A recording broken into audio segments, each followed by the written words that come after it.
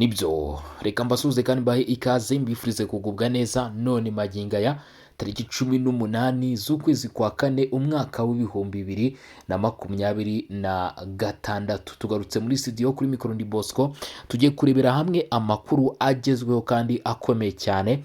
Niba umaze iminsi udukurikirana mu by'ukuri ndavuga guhera umunsi ibiganiro bya Washington byatangiriyeho 2025 ndetse ariko by'umwihariko ariko reka turebe cyangwa se twibande ku munsi wo ku itariki 13 z'uku kwezi kwa kane ubwo ibiganiro byahuzaga uruhande rwa FC23 ndetse na leta y'Kinshasa byongeraga gusubukurwa. Nyemerera wigire hafi turebe mu by'ukuri aho ibintu bigeze, kuko noneho iminsi yose ishize twagiye tubigarukaho, twagiye tuvuga ibyavugwaga, twagiye tuvuga ibyatangazwaga, ariko ngiyi imyanzuro ndayikuzaniye nguko ngiyi imyanzuro ifashwe hagati y'impande zombi, ndavuga FC23 ndetse n'uruhande rwa leta ya Kinshasa. Ni imyanzuro imwe muri yo nanjye ubwanjye yanteye ubwoba ndetse yanteye no kwibaza cyane, nibaza uburyo biza gukorwamo. Ari nayo mpamvu mbwira abantu ni mwigire hino, abantu mwamaze gukanda subscribe, abantu mutarabikora mwese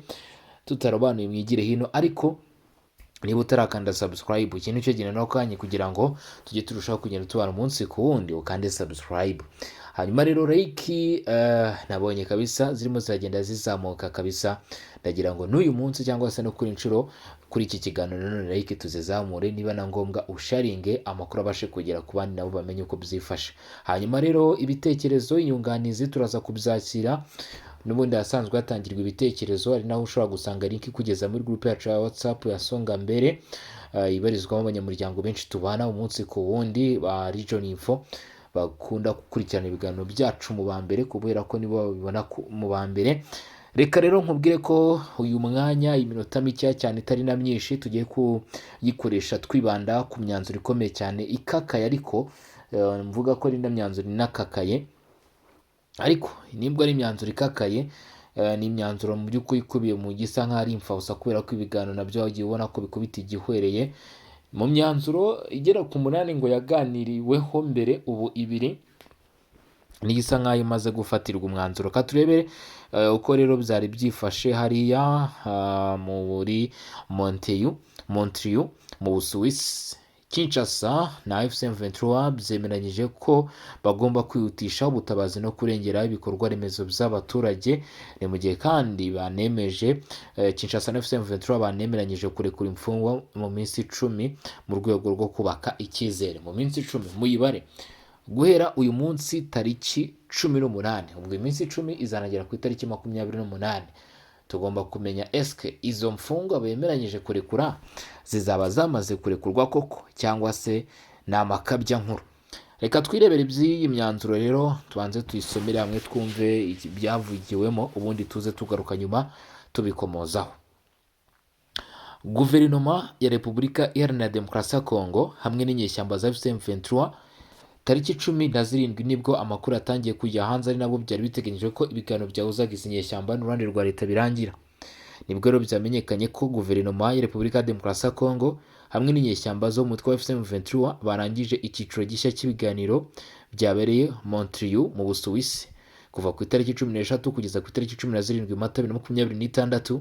Nibwo ibiganiro byabaga, bikaba byarazizwemo uruhare n'ubuhuza bwa leta ya Qatar.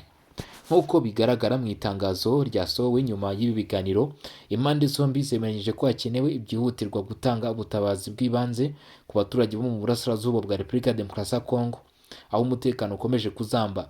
Impande zombi, ndavuga uruhande rwa Kinshasa ndetse na FC23, nyuma yo kwemeza ko bagomba gutanga ubutabazi bw'ibanze ku baturage mu by'ukuri bari mu kaga, impande zombi ziravuga ko kandi hari intambwe igaragara yatewe mu kugera ku masezerano ajyanye no korohereza ibikorwa by'ubutabazi no kurinda uburenganzira bw'abaturage. Muri ibyo biganiro impande zombi zongeye gushimangira ko zizubahiriza inshingano zazo zishingiye ku mategeko mpuzamahanga arengera ikiremwa muntu, harimo amategeko agenga intambara, arengera uburenganzira bwa muntu ndetse n'agenga impunzi hakurikijwe uko buri rwego rubireba. Banagarutse ku kubahiriza amahame remezo atangwa n'itegeko nshinga rya Repubulika Iharanira Demokarasi ya Kongo ryo mu 2006 naryo rigomba kubahirizwa ku mpande zombi, ku ruhande rw'inyeshyamba ndetse no ku ruhande rwa leta. Ikindi cyemeranyijweho ni uko impande zombi zizirinda ibikorwa byose byahungabanya imibereho y'abaturage, birimo gutera cyangwa gusenya ibikorwa remezo by'ingenzi. Muri ibyo harimo ibiribwa, imirima y'ibihingwa, amatungo, amasoko n'ibigega by'amazi meza, imiyoboro yuhira imyaka ndetse n'ibikorwa remezo by'itumanaho n'ingufu. Ibi byose ngo bigomba gusigasirwa, nta na kimwe kigomba kwangizwa, abe mu by'ukuri aho hari ibiribwa, imirima y'ibihingwa, imitungo rusange, amatungo, amasoko n'ibigega by'amazi byose n'amashanyarazi. Hemeranyijwe ko ab'uruhande rwa leta, ab'uruhande rw'inyeshyamba, nta n'umwe wemerewe kubyangiza, kuko ibyo ngibyo biri mu nyungu za rubanda. Hagarutswe kandi ibindi byagarutswe cyangwa se byavuzweho nyuma y'ibyo ngibyo biri mu nyungu za rubanda nk'uko aya makuru bigaragaza. Ikindi cyemeranyijwe ni uko impande zombi zizirinda ibikorwa byose byahungabanya imibereho y'abaturage, birimo gutera cyangwa gusenya ibikorwa remezo by'ingenzi. Hanagarutswe ku kurinda ibigo by'ubuvuzi n'amashuri. Gusa kugeza kuri uyu munsi amashuri menshi muri Repubulika ya Demokarasi ya Kongo, abi primaire, segonderi, bivugwa ko yafunze imiryango kubera ibibazo by'umutekano muke bikomeje kuranga iki gice. Mu gufunga imiryango, abana benshi cyane, abakobwa, abahungu, bavuye mu mashuri ubu ntabwo bakiga. Bamwe berekeje mu bikorwa by'ubugizi bwa nabi, bifatanya n'imitwe itandukanye.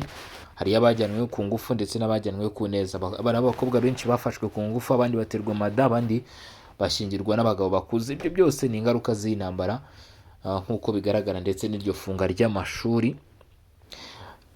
Nyuma y'ifungwa ry'amashuri rero hari abatakaje akazi, ariko hari n'aho amashuri agikomeje. Twishimira aho ibyo bikorwa bikomeje gukomeza. Nyuma y'uko amashuri afunze, hari n'ibigo by'ubuvuzi, ibigo nderabuzima, ibyo bakunze kwita za health de sante.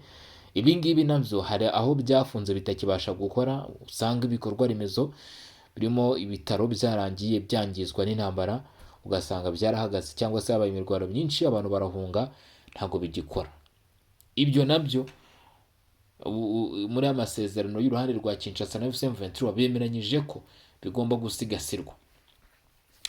Ibi biganiro bibaye nyuma y'igihe kinini nta ntambwe igaragara iterwa, mu gihe umutekano mu burasirazuba bwa Kongo wakomeje kuzamba, bigatuma abaturage benshi bakomeza guhura n'ibibazo bikomeye by'ubuhunzi n'ubukene bukabije.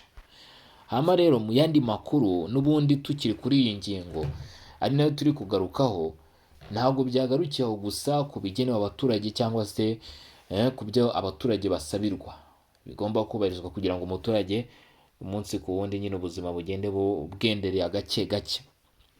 Mu Busuwisi n'ubundi niho tukiri, Montreal, Kinshasa na AFC M23 hari ikindi bemeranyijeho cyanatunguye benshi cyangwa se cyanateye benshi kwibaza. AFC M23 ndetse na Kinshasa bemeranyije kurekura imfungwa mu minsi 10 iri imbere, mu rwego rwo kubaka icyizere. Ruvuga ngo guhera kuri itariki ya 18, ubwo no guhera kwanza ku itariki 17 kuko imyanzuro itayubahirizwa ako kanya, kandi ubwo ni guhera ku munsi w'ejo nibwo imyanzuro yashyizwe hanze, ni nabwo inama yarangiye. Ubwo ubare uhereye ku munsi wa none ugeze ku itariki 17, tuzareba ese koko izo mfungwa zizaba zarekuwe. Niziramuka zirekuwe hagati y'impande zombi, tuzamenya ko hari intambwe irimo iragenda iterwa, cyangwa se ibi biganiro noneho kuri inshuro bitakubise igere, cyangwa se byabashije gutanga umusaruro w'ibyifuzwaga kugeraho, cyangwa se byageze ku byari bitegerejwe. Iyo ngiyo araba ari inkuru yo kwishimira mu minsi iri imbere niramuka igezweho. Nibidakorwa, ubwo tayari muzatangire mufate ibiganiro byo mu Busuwisi ko nabyo birangiye, nk'ibyagiye bibanziriza mbere ya hose bitigeze bitanga umusaruro, cyangwa se bigaragaza ko mu by'ukuri bishobora gukemura ibibazo byo mu burasirazuba bwa Kongo, nubwo benshi bavuga ko izingiro ry'ibibazo byo mu burasirazuba bwa Kongo rishobora kuba ryacika cyangwa se ryakemurwa n'inzira y'ibiganiro. Montreal mu Busuwisi cyangwa se Switzerland, mu biganiro bishya ndetse byatangiye ku itariki 13, intumwa za leta ya Repubulika ya Demokarasi ya Kongo ndetse n'iz'umutwe wa M23 zageze ku bwumvikane bwo kurekura imfungwa ku mpande zombi mu gihe kitarenze iminsi 10. Iminsi 10 ni iminsi mike cyane, ntabwo ari iminsi myinshi. Mu gihe kitarenze iminsi 10, Ibi biganiro bikaba byarayobowe na leta ya Qatar mu rwego rw'ibiganiro bizwi nka Process di Doha, bigamije gushakira amahoro uburasirazuba bwa Repubulika ya Demokarasi ya Kongo bumaze igihe bwarazahajwe n'intambara. Hama rero nk'uko bikubiye mu itangazo ryasohotse nyuma y'ibi biganiro, impande zombi zemeye gushyira mu bikorwa amasezerano yo kurekura abafunzwe yashyizweho umukono ku itariki 14 Nzeri 2026 agamije kubaka icyizere hagati yazo. Nubwo itangazo ritagaragaje umubare nyakuri w'abagomba kurekurwa, Benjamin Mbonima, umunyamabanga uhoraho wa M23 wanitabiriye ibiganiro, yatangaje ko uruhande rwabo hari imfungwa 311 zigomba kurekurwa, mu gihe ku ruhande rwa leta ya Kongo ari 166. Ubwo abo ngabo bose rero uyu nguyu akaba yaravuze ko bagomba kuba bagira iki, bagomba kuba barekurwa. N'abantu 477 bose hamwe, nk'uko byavuzwe na Benjamin Mbonima, uri no mu bari bagiye hehe, bari bagiye mu Busuwisi. Ariko se Oscar Barindana, umuvugizi wungirije wa FC23, yari yagiyeho hariya. Rero itangazo rigira riti impande zombi zemeranyije kurekura imfungwa mu gihe cy'iminsi 10 hakurikijwe uburyo bwashyizweho mu masezerano yo ku itariki 14 Nzeri 2025. Mu rwego rwo gukomeza kubaka icyizere, impande zombi zishimira uruhare rwa CICR mu gutanga urutonde rw'abafunzwe hakurikijwe amabwiriza asanzwe. Aba bantu 477 harimo 136 bo ku ruhande rumwe na 311 bo ku rundi ruhande. Aba ngo bagomba kuba barekurwa nk'uko inyandiko y'amasezerano ibivuga. Muri iki gikorwa, komite mpuzamahanga y'umuryango utabara imbabare CICRO cyangwa se bite Croix Rouge bazagira uruhare rukomeye nk'umuhuza utabogama, ifashe mu kumenya, kugenzura ndetse no gutuma irekurwa ry'imfungwa rikorwa mu buryo butekanye ku mpande zombi. Croix Rouge cyangwa se CICR bazaba bahari nk'indorerezi bakurikirana 5 kuri 5 buryo ki izo mfungwa zizaba zirimo ziragenda zirekurwa cyangwa se zifungurwa kabisa, zaba zirimo kugenda zifungurwa. Hanyuma rero ibyo bikakorwa mu minsi mike cyane, mu minsi 10 yonyine. Nk'uko bigaragara, ayo masezerano yo kurekura imfungwa yari yarashyizweho umukono mu mwaka ushize 2025 mu kwezi kwa 9. Nk'uko bigaragara nibwo yari yarashyizweho umukono, ariko ntiyari yarashyizwe mu bikorwa bitewe n'uko buri ruhande rwashinjaga urundi kudashyira mu bikorwa ibyo rwiyemeje. Turibaza se uyu munsi ko nanone AFC23 iri kuvuga ku ruhande rwa Kinshasa rutari guhagarika imirwano, ruri kugaba ibitero. Kinshasa nayo ikavuga ko AFC23 yongeye kugaragara mu bikorwa byo kwagura ibice yigaruriye. Ubwo n'ubundi ubwo bushyamirane bwari icyo gihe bukaba buriho ndetse bwaranajemo ingingo nshya n'imirwano mishya. Ese biraza gukunda ko izo mfungwa zirekurwa, ko n'ubundi impande zombi zikirimo gushinjanya? Aya masezerano yo kurekura imfungwa yari yarashyizweho umukono mu mwaka ushize, ariko ntabwo yabashije gukurikizwa cyangwa se ngo ashyirwe mu bikorwa. Ari nayo mpamvu benshi batangiye kugira igishyika bavuga bati n'ubundi mu gihe amasezerano azagasubirwamo nta ngamba zikakaye zifashwe, ntabwo azigera akurikizwa. Uretse ikibazo cy'imfungwa, impande zombi zongeye gushimangira akamaro ko gutanga ubufasha bw'ubutabazi ku baturage bababaye, busabwa gutangwa nta nzitizi iyo ari yo yose. Ibiganiro bishya bibaye nyuma y'igihe kinini nta ntambwe ifatika igaragara, mu gihe umutekano mu burasirazuba bwa Kongo wakomeje kuzamba, abaturage bagakomeza guhura n'ingaruka z'intambara. Aya masezerano yo kurekura imfungwa mu by'ukuri ashobora gutanga umusaruro, ariko nanone mu gihe ataramuka atanzwe umusaruro bizagaragaza indi shusho kuri ibi biganiro. Iki kibazo cy'imfungwa, impande zombi zongeye gushimangira akamaro ko gutanga ubufasha bw'ubutabazi. Iyi ntambwe yo kurekura imfungwa ifatwa nk'intangiriro ishobora gutuma icyizere cyiyongera hagati y'impande zihanganye, bikaba byatanga icyizere ko ibiganiro bishobora kugera ku masezerano arambye mu kugarura amahoro mu burasirazuba bwa Kongo cyangwa se mu karere muri rusange. Nubwo iyi myanzuro yafashwe, kwita ku baturage ndetse n'ibindi bigiye bitandukanye nko kurekura imfungwa, ntago mu by'ukuri impande zombi zigeze zibohoka ngo zivuge ko ziza gukurikiza iby'ayo masezerano cyangwa se ibyavuye muri ayo masezerano. Kwibutsa ko MONUSCO yari hari nk'indorerezi, Leta Zunze Ubumwe za Amerika bari bahari nk'abayoboye ibiganiro basimbuye Qatar, Ubusuwisi bwari bushinzwe protokole. Ibihugu byari bihari bigiye bitandukanye, bivuga ko Qatar nayo yahageze mu buryo bwa video conference cyangwa se mu buryo bw'amashusho y'iyakure, ariko bakaba baragerageje nyine kwitabira mu buryo bushoboka ubwo aribwo bwose, nubwo iki gihugu kugeza uyu munsi kivuga ko kiri mu bibazo bikomeye cyane. Akaba ari Qatar mu bibazo byo mu burengerazuba bw'isi, intambara ikomeye cyane ikomeje kugenda igira mu by'ukuri ikibazo gikomeye cyane cyangwa se ingaruka zikomeye cyane hirya no ku bihugu bigiye bitandukanye. Hanyuma rero ubwo byari bimeze gutyo mu Busuwisi, reka nkubwire n'aya makuru.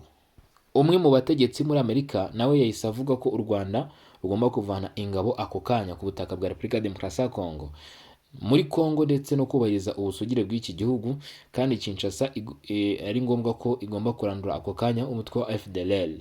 Ambasaderi Tammy Bruce, intumwa yungirije ya Amerika mu muryango w'abibumbye, yavuze ibyo mu nama y'umutekano ya UN yarimo ireba ukuntu ibintu byifashe mu karere k'ibiyaga bigari ndetse no mu burasirazuba bwa Kongo. Kimwe mu bintu byahagurukije abantu benshi ndetse kimwe mu bintu byongeye gutuma abantu benshi babona ko Leta Zunze Ubumwe za Amerika zikibangamiye kuri ibibazo byo mu karere ka Afurika ibiyaga bigari, ariko bavuga bati nanone Amerika ntabwo iri gufata umwanzuro uhamye.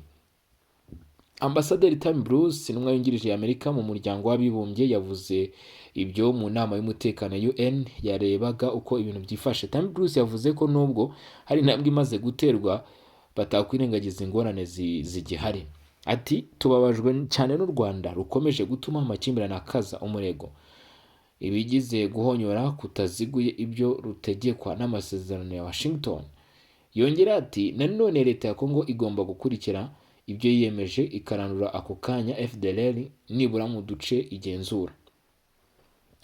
Amerika ivuga ko izo ngingo arizo ebyiri z'ingenzi zikubiye mu masezerano ya Washington yasinywe umwaka ushize, ariko atarubahirizwa kugeza amagingo aya ngaya, ngo ayo masezerano ntabwo arubahirizwa.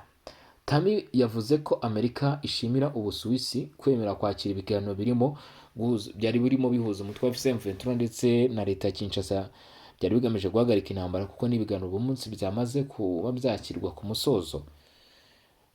Leta y'u Rwanda ishinjwa na Amerika kohereza ingabo ibihumbi gufasha umutwe wa M23. Leta y'u Rwanda ihakana ibyo birego, ivuga ko gusa yafashe ingamba zo kwirinda. Mu ngamba zo kwirinda rero, u Rwanda rwo ruvuga ko hatarimo ibyo gufasha M23, cyo kuza rugaragaza ko rushyigikiye gahunda na politike bagenderaho. Amerika iheruka gufatira ibihano igisirikare cy'u Rwanda na bamwe mu bakuru bacyo kubera uruhare ivuga ko bafite mu ntambara mu burasirazuba bwa Kongo. Leta y'u Rwanda yanenze ibyo bihano, ivuga ko byibasira uruhande rumwe. Leta y'u Rwanda ivuga ko ibyo biganiro byakabaye n'abarimo FDLR n'abakorana nayo nabo barafatiwe ibihano.